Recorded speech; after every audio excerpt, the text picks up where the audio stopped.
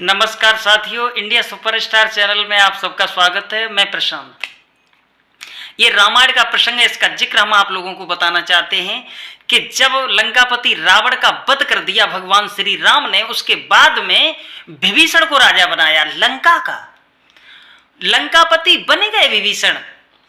उसी समय भगवान श्री राम तो अयोध्या चले आए।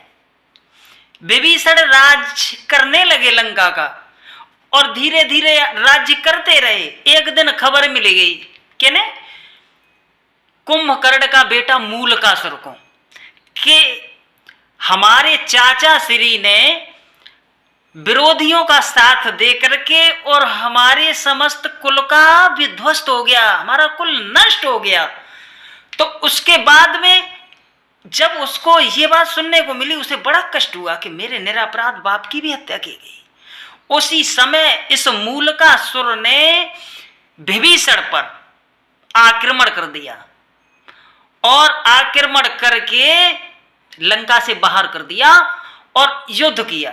विभीषण ने भी मूलकासुर से घमासान युद्ध किया और एक दो दिन नहीं, 6 महीना लगातार युद्ध करते रहे। जब पेश नहीं गई है तो पुष्पक विमान में बैठ करके अपनी पत्नी शर्मा के साथ में और 4 मंत्रियों के साथ अयोध्या पहुंच गए।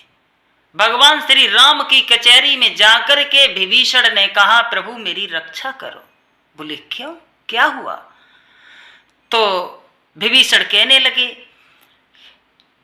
कि हमारा सारा कुल जो नष्ट हुआ है और कुंभकर्ण का बेटा मूलकासुर अपने पिता का प्रतिशोध लेने के लिए उसने हमें लंका से हरा दिया और हमने उससे 6 महीना लगातार युद्ध किया है, लेकिन उसका कोई परिणाम नहीं मिला। जब इतना समाचार भगवान श्री राम को मिला सुनने के लिए, तो भगवान श्री राम ने लवकुश और शेषावतारी लक्ष्मण और स्वयं पुष्पक विमान में बैठ करके विकराल सेना के साथ में उन्होंने लंका पर चढ़ाई की। लंका के नजदीक जाकर के युद्ध की तैयारियां चलने लगी। दूतों ने जब समाचार दिया है मूलकासुर को जाकर के कि पहले जिन्होंने हमारे कुल का विध्वस्त किया है, नष्ट किया है, उन्हीं से फिर परामर्श लेकर के अब हमारे साथ चढ़ाई की है हमारे चाचा श्री ने। तो उसके बाद में मूलकासुर ने विशाल सेना के साथ में उनसे युद्ध किया। 1-2 दिन नहीं, 7 दिन तक लगातार घमासान युद्ध हुआ, लेकिन उसका कोई रिजल्ट नहीं आया। भगवान श्री राम की समस्त सेना और लवकुश शेषावतारी लक्ष्मण और स्वयं जब वो बेबस हो गए तो कुछ समझ में नहीं आया कि अब क्या करें, मूलकासुर से किस तरीके से युद्ध जीता जाए। और जब हर तरीका से बेबस हो गए तो एक वृक्ष के नीचे बैठ करके उन्होंने साधना तपस्या की भगवान ब्रह्मा की। और ब्रह्मा जी की जब तपस्या की है तो भगवान ब्रह्मा प्रकट हुए और प्रकट होने के बाद कहा राम से, कहिए प्रभु हमें कैसे याद किया? कहा कि हम लगातार 7 दिन तक घमासान युद्ध करते रहे, लेकिन मूलकासुर पर कोई विजय प्राप्त करने के लिए हमारे दिमाग में कोई बात नहीं आ रही है। और जैसे ही हम उससे युद्ध करते, वो हर तरह से हमसे युद्ध में भारी पड़ रहा है, हम उसे कैसे जीत सकें? तब भगवान ब्रह्मा ने कहा कि प्रभु हम उसे वरदान दे चुके हैं कि उसे कोई योद्धा मार नहीं सकता। बोले तो फिर उसका वध तो एक स्त्री कर सकती है। अगर कोई स्त्री उससे युद्ध करे तो वो परास्त हो जाएगा।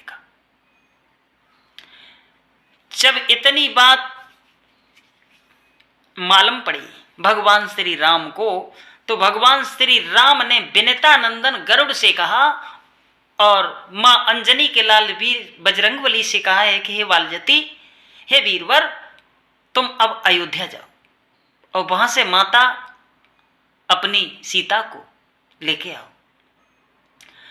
तो अयोध्या में जब गए हैं वीर बजरंगबली और विनीता नंदन गरुड़, तो माता सीता को वहां से अयोध्या से लंका लेके आए हैं। और फिर मां सीता ने मूलकासुर से घमासान युद्ध किया। बाहरे वीर, मूलकासुर भी बहुत बड़ा योद्धा था। देखो, मर्यादा पुरुषोत्तम श्री राम, शेषावतारी लक्ष्मण और लवकुश वीर बजरंगबली विवश हो गए, किसी की पेश नहीं गई है, तो स्वयं माता सीता ने जाकर के युद्ध किया, तब मूलकासुर का अंत किया है। साथियों, ये आप देख रहे हैं इंडिया सुपरस्टार चैनल में जो हम रामायण का प्रसंग आप तक पहुंचा रहे हैं।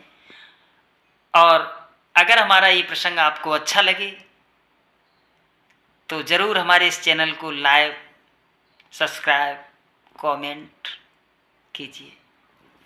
नमस्कार। और आगे का जो प्रसंग है वो हम दूसरी क्लिप में आप तक पहुंचाएंगे।